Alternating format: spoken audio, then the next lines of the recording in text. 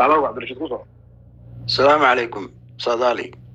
Sadali, brother, the biggest contradiction aniga meelahan kama maqlo maalimahan waqti badan Saudi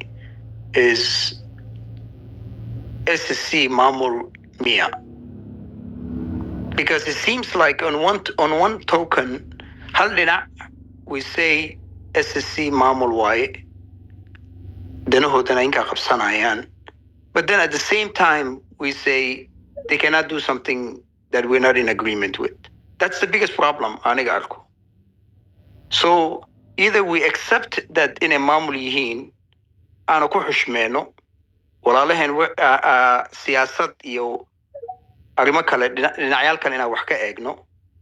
or we say they're part of us. That's really the biggest problem arko. This whole mark, map Nisa soo dhigtay iyo waxaan maxay uga hadli waayeen iyo all these things is noise.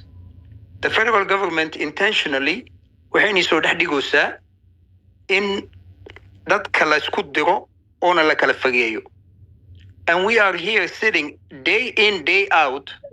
arrimahaas falanqeynayna. Naceebna at the same time, naceeba meesha laga create gareynaya. If the goal is dadkan inay isqabsadaan or inay isdagaalaan walaalaha, then you're doing an amazing job. And this, I say this to qof kasto arrimahan wado. But if you are genuinely trying to make sure in walaalahan meesha isku dagaalin, I feel like topigyashan iyo waxyaalahan laga hadlayo, because nowhere meel ay ku qoran tahay meel ay ku arka ma jirto maamulka Puntland iyo maamulka SSC oo is haysto. But every day SSC mowqif ay qaateen. They clearly said maamul aan nahnay. Fardiya doorteen. Wuxuu fardiya qabto maamulkaas ee u taala. We have to agree to that. That fact one la accept gareeyo. Haddaan la accept gareynaynine, then we're part of the problem. We're part of the problem. Federal government siyaasaday ka eegaysaa and inay labadan nin kala fageyso. Because at the end of the day, garaadadii meesha intay soo hor istaageen, they clearly said maamul aan nahnay. Even in election ka dhacay in Puntland, mowqifkooda muxuu ahay? Wanaga banaankaasa ka taaganahedeen. Which means anigana faraha iga qaad hadhow tomorrow one nimankan oo baarlamaanka loo diri doono marka la xulanayo hay soo faragelin. They were very clear. Ninay doorteen arrimahooda ka shaqeynaya, haddii ay ku faraxsan yihiin walaalaheen, go for it. Laakiin this constant maamul waa tahay laakiin tan hala joojiyo, brother. It's either we say they're maamul or they're not. That's really what it comes down to. Raggan xamar loo diranay. Brother, on one side you have madaxweynaheeni oo ku dhawaaqay oo dhahay waa u jaray all the links with the federal government. Federal government iga lacag soo marta. Nimankan recognition ka xataa waxay uga baahan yihiin from the federal government. So siyaasada uga xiran. And till this day, ma aragno the federal Puntland oo leh we're not in agreement with waxay sameynayaan. But we are constantly arrimahooda faragelinayna.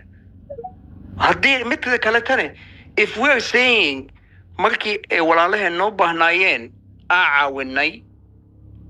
and therefore you owe me, then that's hadal kala waay. Waa in la sheegto. Or we just need to say walaalayaal waan caawinay, ilaahay whatever we can do for you, we're here for you. Siyaasadaheena waa inaa ka shaqeyno. Laakiin constantly in la dhaho fardhiya maxuu halkaas u aaday, fardhiya meeshaas maxuu u sameeyey, fardhiya maxuu that's none of our business. And we have to accept that. Raggaan haddeer xamar joogo ma qabsatid. Puntland ay u fadhiyaan. Deniyaa soo xulay nimankan. Nimankan waxay ku leeyihiin, they sit here and they say nimankan meesha u dirtay anaka nama matalaan. Maamulka xaala create gareeyay after nimankaas la diray. after nimankaas la diray soo marka la leeyahay xamar oo aaday oo ku soo qasaaray haddeer lama ogolaanayno nimanka la diray ma SSC bay ka imaadeen runta ma la sheego so brother waxaan la isku qasaayo oo la isku qasaaray Cabdirashiid ma fahantay topic aan ka hadlayna waxay tahay no but laakiin this is the root cause ka waayade topic aan haddeer inuu ka jawaabo arrintaasi horta inuu ka jawaabo maxaa u leedahay haddeer horta ma shakhsiyaadka ma dadka intellectualka ama dibadda ka jooga oo lay people ko banaanka jooga so dawladda Puntland arrinta inay noo kala ku kala saaran tahay waay dawladda Puntland jiritaanka SSC waa taageersan tahay waa garab gashaa waa isku raacsantahay taas and I said that siyaasad gudaha kama laha kuma dhex jirto ma kala wado saasay tahay ciidamadeeda in badan ka mid ah mushaharkeeda bixisa waxa way marka politically arrintan waa premature waqtigeedana imaanaysa ma aha taa macnaheedu inay Puntland lugta haysato SSC ma haysato kumana dagaalanteen aniga no way did I say waxa way siyaasadda laakiin siyaasadda federaalka Udman I am fully aware kuma laha Puntland Udman waxa ku bilaabay hadalka ku bilaabay was I don't see anywhere where Puntland iyo maamulka SSC ay haystaan hadalka ku bilaabay which includes supportka aad sheegtay waxaasoo dhan waa ognahay walaalaheena way naga mudan yihiin aba nin walaalkii ku dhagan baa layidhi yani geesi noqon waaye ninku hadduu walaalkii mar walba uu ku duubnaado geesi ma noqoniyo mugti waa wax maxayde yani wax iska cad wax lasoo tijaabiyey mugti wax maxayde ina hor yaalla laakiin markuu ninku walaalkii jaamacada hadliya dadku dhan waan rabnaa inaan gaarsino laakiin jaamacuna adeer meeshaan waxaan aaminsanahay intayada hadlaysay inaanu nahay dad SSC jecel dadkeedana jecel waxaan ka hadlaynana waxay tahay iyada masiirkeeda in markii loo baahnaa in la difaaco jaamacuna adeer marka dooda ah dadkaan waan siinayaa Cabdiraxmaan baana runtii aad iyo aad u rabay inaan ku laabto waxay dooda si fiican bad u wadaan meesha waa la doodi karayaa xaaji doodiisi laga jawaabo muhiim sababtoo ah su-aasha waxa laga yaabaa inaynan malaha fahmin ra-iisul wasaaraha Soomaaliya Cumar Cabdirashiid Cali Sharma ka ahaa madaxweynihii Puntland waxaa mataqaanaa ayay sheegay Maxamed Furole marna ra-iisul wasaare Cabdiweli Cali Gaas baa ahaa meesha politicalka siyaasadda lagu goynayay iyagaa taagnaa 1998 waxa lagu aasaasay afwan halkaan ku saxo grad waxa kaloo goobta shirki New Deal kan u malanaya barnaamijka New Deal Soomaa oo may tama asana meesh xabis ka noqotay hadda sugeynay ma adaan ku soo socda Cabdirashiid oo jaac markuu ka baxo runtiina waxa raba hadana kadib soo koobkoobna because I don't want to qofin warka conclusion waxa sameeyaa waxa laga yaabaa inaan fahmo weydaan adana soo sheegay waxayd yani miiskii lagu wada hadlayay reer Puntland baa joogay reer Puntlandna si kasta ha noqoto ama deegaanada Usman baa aad uga warqaba oo ka jawaabi doona insha Allah waa caadi waa boos waa ka jawaabi karaya dhib ma lahan yani wax dhib ma lahan laakiin su'aasha sidii leedin weydiin baa rabay inaan idin clear garayo sababta waxaan ognahay deegaanada Puntland maxay ahayd ama dastuurka Puntland ba soo qorayo waxay ka tirsanayeen yani Puntland meeshii waxa lagu goynayay hadii deeqan la qaadanayna waxa meesha joogay madaxda Puntland يعني مدحونا كحجينك أو وسيلك كسر جد ديجانا داسي السياسات متشانقين كريو وما أنت مدحونا كحجينك بنتلان السياسات الناس عدلها الدني وما نعرف كريه مكتوب كحجين مرة كم قية هي وبوسبا لكن أنتم مدحونا جوس محايد تستور بنتلان بقرن أو ده واحد كلام مدحونا بقرن ماشي ندرس وسارة شو ما درس وشو عبد الولي وشوي مرة سنة وقنا عن مدح هالك هاتشوفتي المشاريع القارة راعيو نحيد الصومالي لان iyo si kale maxay idin loo dhigi karayo haddaad tirahdaan for example lasaanood calanka Somaliland baa ka taagnaa magaalada Buuhoodle calan Somaliland kama taagnin Buuhoodle weligeed baday maxay calanka Soomaaliya ka Puntland baa ka taagnaa marka Buuhoodle maxaa mashaariicda loo keeni waayay Buucame oo mataqaanaa weligeed aan Somaliland calankeeda ka taagnin tada waxoo kale bal mashaariicda sheeg what eedaha waa horta date and time and place inay leedahay haddaysan lahayn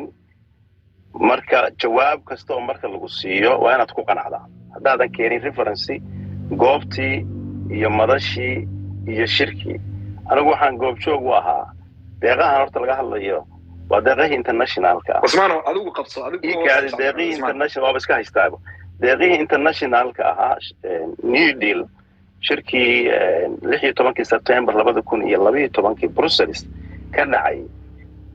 Puntland erga culus bay ku tagtay Somaliland erga culus bay keentay dowladda federaalka erga culus bay keentay waliba Puntland inay goobta timaado dagaal dheer oo bay u martay iyo muxuu ahaa xilligaasna waxa prime minister ahaa ninka la yiraahdo khayr Allah siiyay saacid ayaa laga mari waayay Umar Cabdirashiidna prime minister ma ahayn Cabdiwelina prime minister ma ahayn marka saacid ba waliba shirkii lagu gogol xaarayay inay Puntland madasha tagto gorow uu yimid saacid iyadoo aan raali laga ahayn oo Xasan Sheekh uu dabada haysto wuu yimid fari meeshaasi waaragtay wala isjiitay Cabdikariim baa la socday wasiirka arrimaha gudaha ahaa oo qalinka saacid ku haystay oo shirka in laga reebo Puntland baa Xasan u soo kaba kashtay ugu shirarkii lagaga saaray dawladana ku meel gaarkana Puntland baa mudago ahayd waqti gorow lagu qabtay adigu to make long story short haddii Brussels la tagay 16 September Somaliland wafdi culus bay keentay wafdiga culus waxa ku jiray oo xubno muhiim ah ka hayay dad siyaasiyiin ah oo heavyweight ah oo reer SSC ka dhashay Cali Khalif Galleer baa kamid ahaa oo madasha iyo dooda shirkaasi goobjoog ahaa arrintan New Deal kana in la raaciyo SSC Somaliland u xusul dugnaa in runta laga sheego way sidaba Cali Khalif Somaliland ku jiray Somaliland ergada wafdigu kamid ahaa shirkii Brussels marka wiica ma haysan fakti sababtu waxaan ognahay Cali Khalif waaga ma jirin social media da ku jirtaaba anaba ku YouTube okay waa isa shargay Faisal Cali Waraabe iyo Cali Waraabe oo la shirtay 2016 waqtiga farmaajo dhaha hada horan waqtigii waxa weeye waliba madasha shirka la tagayay Cali Khalif buu iska horumarinayay goobtu la tagayay muuqaalada YouTube-ka aad ka helaysaa arrin qarsoon ma marka waxa sideedaba waxa weeye waxa la yiri ruqaninkii lahaa dabada haysto ninna ma toosin karo waxa weeye arrinta deeqdaana sidaas ayna ku dhacday waa deeqda ugu weyn ee Soomaaliya soo martay New Deal bay ahayd Puntland iyada waxay u dagaalamaysaa inay hesho goboladeedu ayna waxba ka maqneen dhulkan SSC wili gobolka Sool iyadoo gacanta ku hayn bay haddana Puntland ku doodayso ku xusul duubaysay in dadkii ay halkan joogaan way dadkii ay joogaan magaalada SSC maxaa la saanaha ka tirsan Somaliland laakiin deegaanka intiisa kale dadkii inay Puntland yihiin arrintaasi marka international community-ga waxa kaga adkaaday Somaliland baa kaga adkaatay Cali Khalif Galleerna Allah u naxariiste door weyn buu ku lahaa taas waa midda tiilaas aan qabashadeeda isaga shakeen mayno waxba taa dib ugu noqon mayo Puntland dawlad bay ahayd iyada mas'uul ka ahayd laakiin hadda Puntland waxa uu cuntami weyday in qayb dadkeedii kamid ah inay xabad ka soo ridayaan oo ay maaragtay hormuud u yihiin laascaana in la qabsana ka shaqeynayaan ninka la oran jiray Allah u naxariiste ma noole geeridis ma maqlay ninka la xaabsaday marka arrintaas isaga sheekeen arrinta deeqaha ah waxa weeye meel geed gaaban baa loo furay guddigii aqoon-yahanka ahaa oo jirib culusta ahaa oo reer SSC oo Nairobi joogay oo baa arrintaasi waatii lagu kala qaybsamay qaar garab kamid ah waatuu Cali Khalif la socdeen arrintaas iyagaas wax xoojiyay Puntland eed kuma laha madaxdeedii baana eed ku lahayn hadda eedu moogtahay hadii dusha laga saarayo oo aan cadeyn loo hayn waxba maaragtay tarimayso waxaan fiicnaan lahayd su'aalaha noocaas markii la keenayo in cadeynteedii iyo referencegeedii goobteedii la keeno intaasaan anagu maaragtay ku dari lahaa